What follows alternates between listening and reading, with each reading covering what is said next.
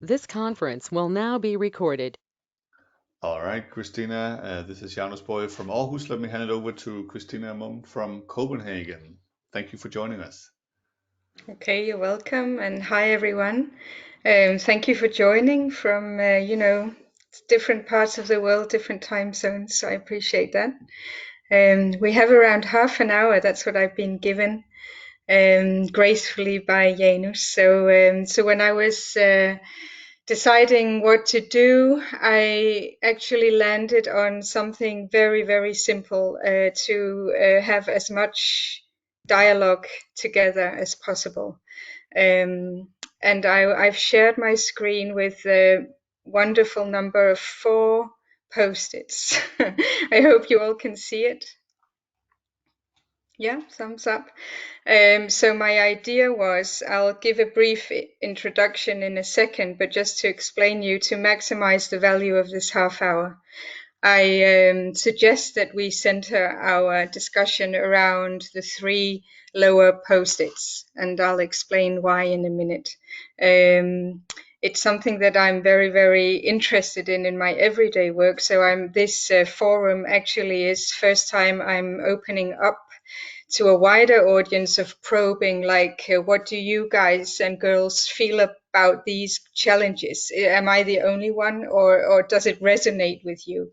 So what I hope to achieve on the other side of this half hour is to get responses from you, active, like, agreement, disagreement, and just a general, like, support of each other. That's what we can use these great networks for, to sort of spar with each other and understand what we can do to improve the way we work together. Yeah, so I'll open up the ball and then we can start dancing in a little while. I deliberately chose not to introduce all kinds of tools and stuff because the time just goes with that. So that will be for next time when we do a half-day workshop, right, Janus? Yeah. Okay, so I'm an agile coach and also what is called a chapter lead. That means I'm responsible for other agile coaches in Denmark's biggest telco company, who are a whole bunch of people that recently went enterprise agile. I've been working with Agile for ages and ages. Hopefully, I look very young, but I have more than 20 years now working with software development and software teams and e-commerce and digital platforms and services of all kinds, also like in all kinds of fields. So I'm pretty experienced within the field of Agile. But what continues to annoy me, and that's the topic for today, it's a very little dismal topic, maybe, the dark side of Agile. It continuously annoys me that the industry, the culture around Agile, Lean, whatever, is so overly optimistic all the time. Like it's always like, yeah, all your problems are about, just go do Scrum, or learn how to do a Google Design Sprint. Introduce these new and colorful post-its everywhere, or smart tools, digital tools. Your problems will be solved, right? Or what? I don't see that in all the hands-on work I do on the floor with C-level, with hardcore back-end teams and stuff. I don't see this overly happy world around me. But being the passionate person I am about sensible ways of working, I also understand the rich benefit that agile and lean and all these collaborative, more co-creative frameworks, the rich benefit they can bring. But they are sort of somehow always in a misfit or used wrongly, etc. And just for to start the discussion, these 3 things come to my mind every day almost. Like, I hear these words, I'm going to just see them myself. End-to-end teams, if you just put up the teams, organize like that, end-to-end, everything's good. Or empower your teams, this is the C-level talking. make them accountable. They should take responsibility. Then everything will be solved. Or, yeah, organize in teams and they all know their shit anyway. They know what they're doing, so just let them build. And now just a little note on the side. This I'm putting forward goes for any kind of work, not only software development. I'm now working on with, HR fields, finance, the wider organization also. And I see that this is the same. Because in Nuuday, where I'm at, we went agile very radically throughout all levels. So we're talking outside the IT departments also. Everything, right from the very top of the company to the people standing in the shops selling mobile phones. Agile ways of working, lean methodology. We introduced Google's OKR framework, but does it really solve it? Yeah. So on that note, before I have beside me here a wall with some of my observations, but what do you think about it? Like, how many of you, I don't know how we're going to signal it, how many of you work in a place where you have true end-to-end teams, where the team itself can do everything from research and innovative things to then delivering the product and shipping it without having to involve too many other people?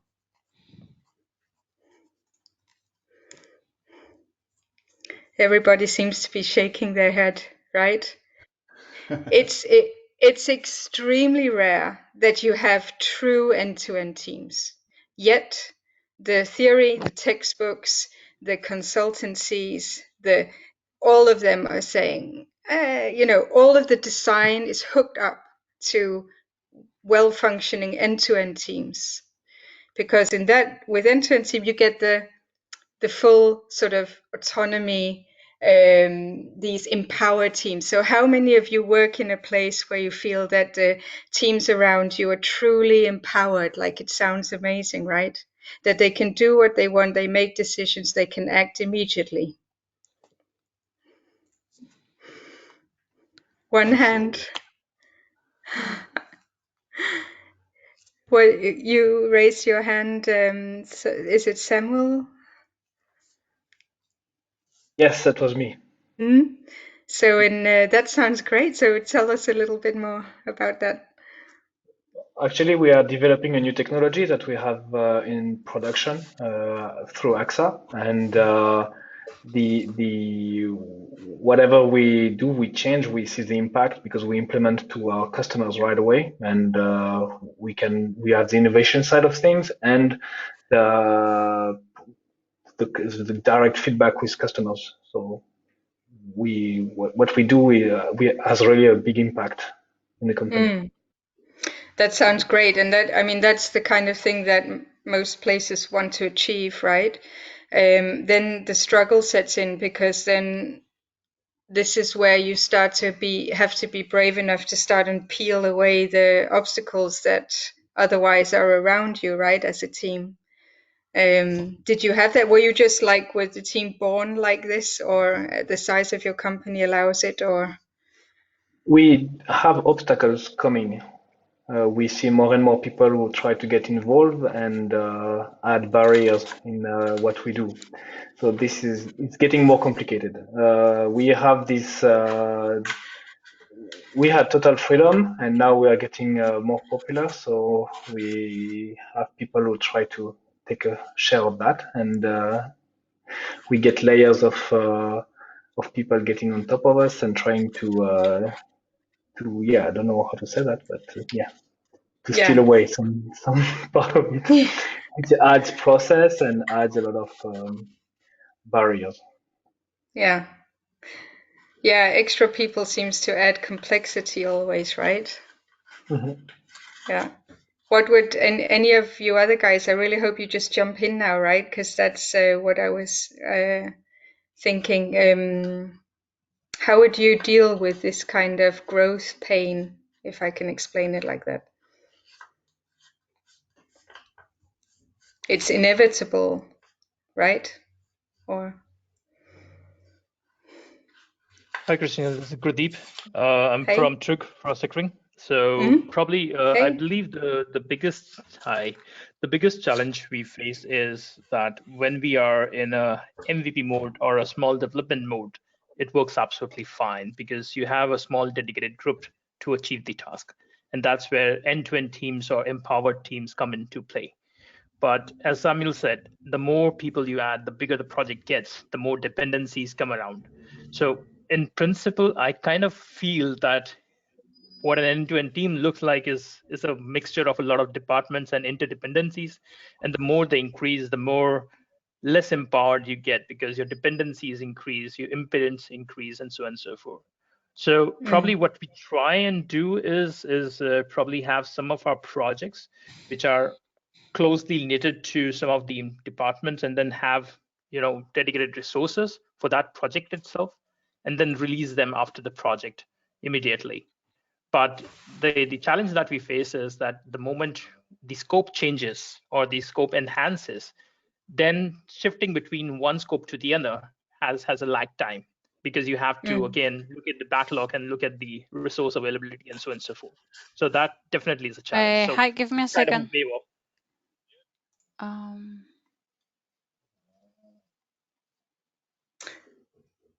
Sorry, was that a comment to Gurdeep's?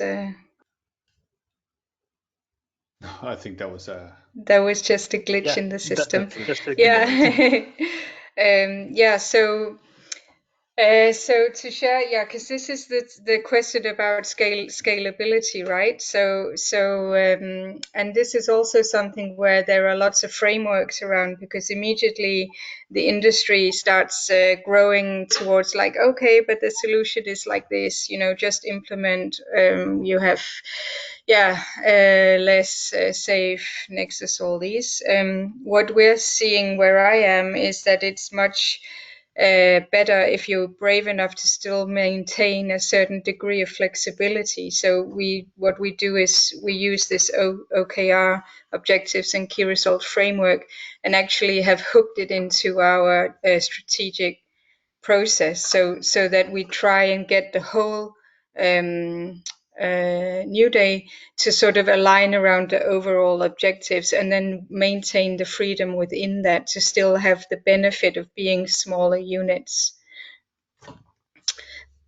But does any of you recognize that kind of scenario? all right. Who wants to go next?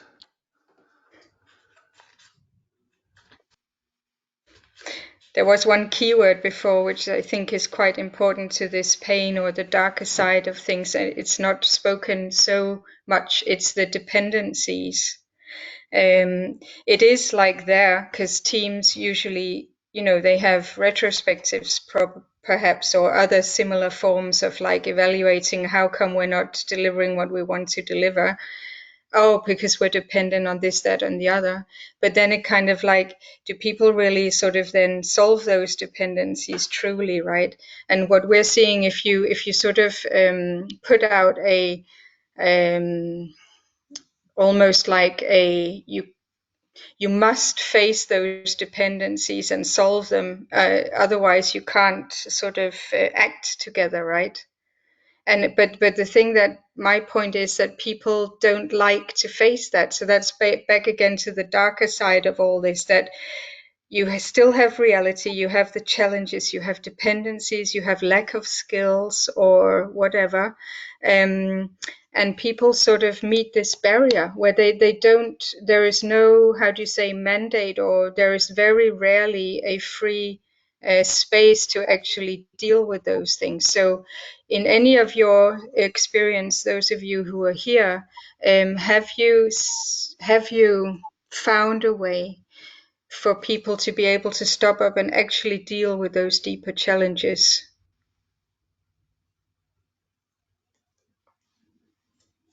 All right. Guy is with us, I see. Would you mind jumping in here from Radiometer in Copenhagen too? I think you met in person. Hello. Yeah, hello Hello. there. From Radiometer. Yeah, we've been using agile extensively for the last 5 years. The dark side, I would say what can sometimes happen is you have sprint after sprint after sprint, like maybe the rest of the organization looks at Scrum as an engine for putting through stuff, like it's a product production cog work, like technical. But I like your end-to-end approach. So involving the team, the development team, right up at the analysis phase or initiation phase, and having that dialogue is incredibly important, but Yeah. difficult. What we sometimes do is take a pause. So if you think about having sprint after sprint after sprint every 14 days, and then maybe every 3 months, okay, let's take a pause for a couple of weeks, where we remove ourselves from DevOps and code implementation and start looking at what kind of strategy is out in the business, do analysis of that, find out, do some iterations, that kind of thing. So move more towards the business and less towards having the business as customers, where we don't really ask questions but just deliver. So that collaboration really needs some kind of Google Sprint or something, a war room, or removing yourself together with business for 14 days and actually doing some tri-storming or things like that. There's so many frameworks you can use there, but actually doing it and getting away from the the critical few and the top 5 projects is difficult. I agree. Yeah. What I found to be quite helpful is to start to push for co-creating the roadmaps in the teams, so that you bring in like stakeholders. Product owner doesn't like own it alone. The team also understands that they need to help develop the roadmap. And if you do that, and there are also good ways of doing that also by using visual thinking and things like that, then you can start to discover either like that the team is actually lacking knowledge of the specific technology needed or whatever skill it might be, or that they have, that they need to go into a more discovery mode, or they need to approach and get much closer to the business and understand what they need to, why are they working on what they're working on. So the one about co-creating roadmaps I found is actually a very, very neat little ninja move to try and nudge people towards bridging business and development. All right, let's move to Tobias Stadelmeier from Hamburg. Yeah, hi. Only just a little comment on what you just said, Christina. So at Cormedia, we're trying to do the team autonomy thing to a certain extent. And the reason why I say to a certain extent is because we're struggling more with things, if you have a big enough product, then you will invariably have pieces where that cut across the deliverables of the separate teams. And one example that always comes to my mind is AWS. I mean, they have taken the team autonomy thing really to an extreme, and I mean it shows. The pace at which these guys innovate and release new stuff is breathtaking, really. The problem occurs when you have stuff that cuts across those different services, like things like the bill, the console, that kind of provide the over experience. That is something that we also struggle with. Is okay, so when you have one team develop this and then one team develop the other feature end to end, and they kind of overlap a little bit, the overall user experience might suffer. And then the other more internal effect that we sometimes struggle with is if teams have very much autonomy in what they do, they always will pick also their own best practices and tools and stuff like that. So when a new team member comes in and changes their team, they always find themselves into a completely different mindset in that other team. And that is something that we really try to avoid, like being able to flexibly move people around teams if they want or if they are skilled for that particular problem at hand. Yeah. So I guess the question, like, how do you guys see that? Or Christina, what do you think about that? Yeah, I think you're pinpointing one of these, where there's this risk of blinders, like the tunnel vision, right? So if you don't try and work towards giving the teams the more holistic approach of the business itself, then there is a very high risk that they'll just start doing their own little tunneling.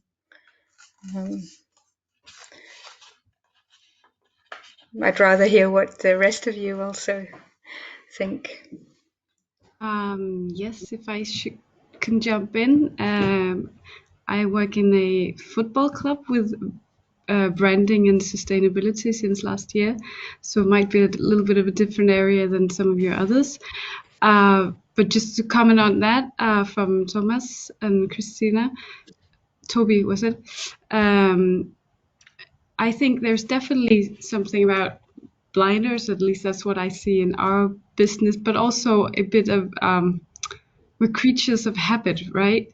So it's also a question of what's in it for me, what's in it for me in order for me to change the way that I work, or my everyday habits, specifically in our business right now, or our journey right now towards sustainability. We're creating new teams with a new theme or around a new topic, and for that to happen, I have to take people out of their normal everyday work, and that seems to be, well, that's a challenge for now at least.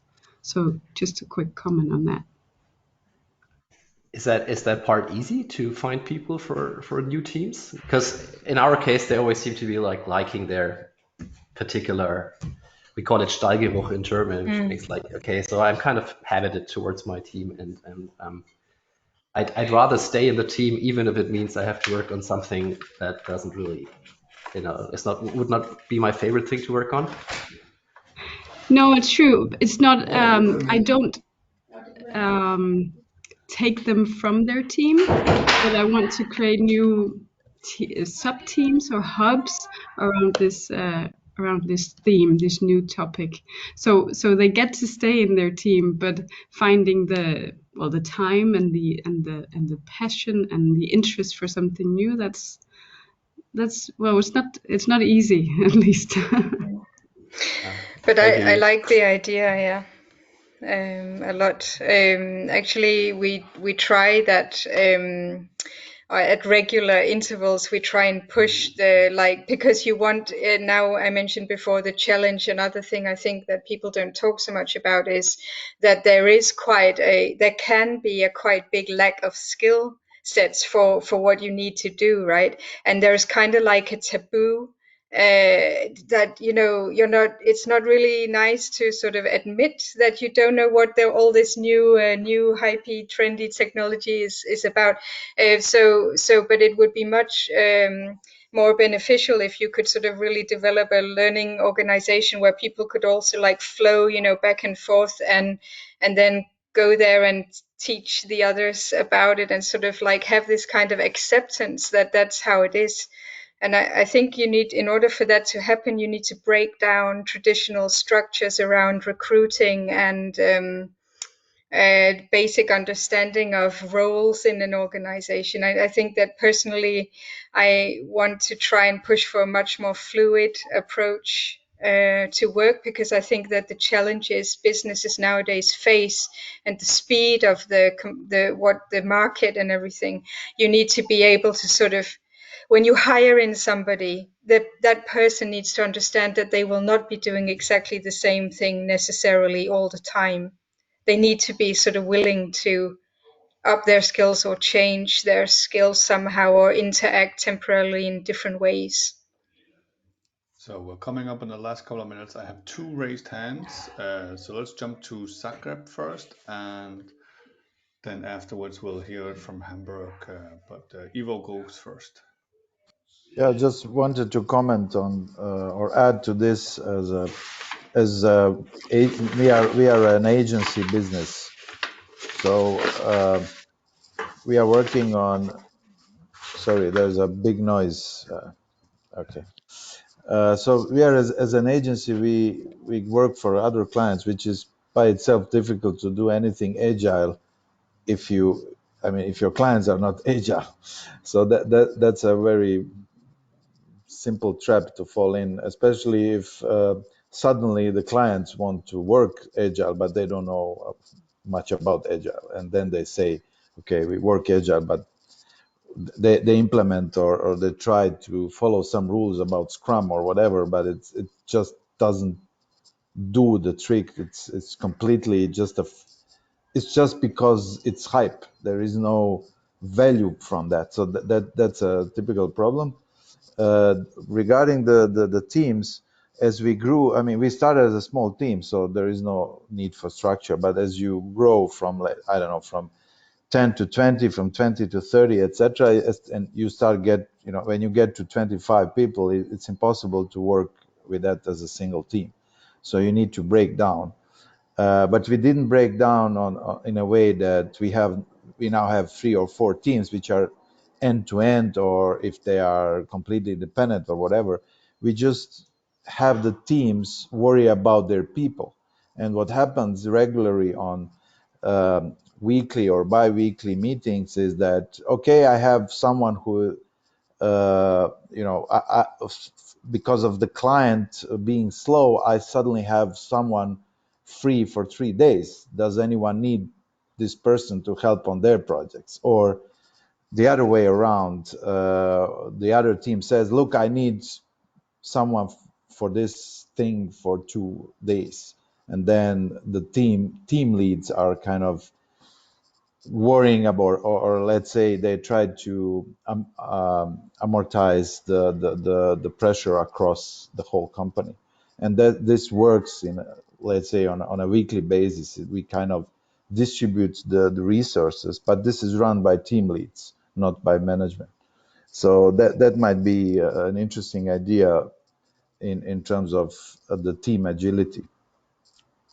So let's hear from Brian, and then finally from Christina. Hey, thanks a lot. Hope you can hear me. I guess my big question, I think like you said, is a lot of times when you say agile, it's the hype, you know. We are doing it in real estate. So I guess that's the first point. So very traditional North German company. And the question is, like, so we're kind of implementing and switching over the department into a much more agile way of working. How can we also do that for the board? Because my feeling is that we're such a traditional company and we're not into our part of the company, not into software at all. But how can we get first the board to buy in, and then afterwards get everyone else to speak, everyone from accounting to controlling, etc., the much more, let's say, non-traditional parts. I don't know if there's anything anyone has experienced before, but it's a huge challenge I've found. Because everyone speaks about agile, most of the let's say the best use case practices you find are with software, right? Or if you're lucky with marketing, so in our case, but outside of that, it's software. So we'll be curious if anyone has any quick insights, Christina, you particularly into tackling something like that. All right, Christina, I hope you were able to decipher some of that.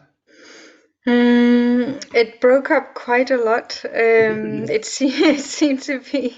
I'm not entirely sure exactly what but I'll be very, very welcome to answer it afterwards, perhaps. Yeah, sorry. Perhaps you can get the question by Guy in the chat on how to implement a framework that caters for different personalities, and then we'll wrap it up with that. Would that be okay, Christina?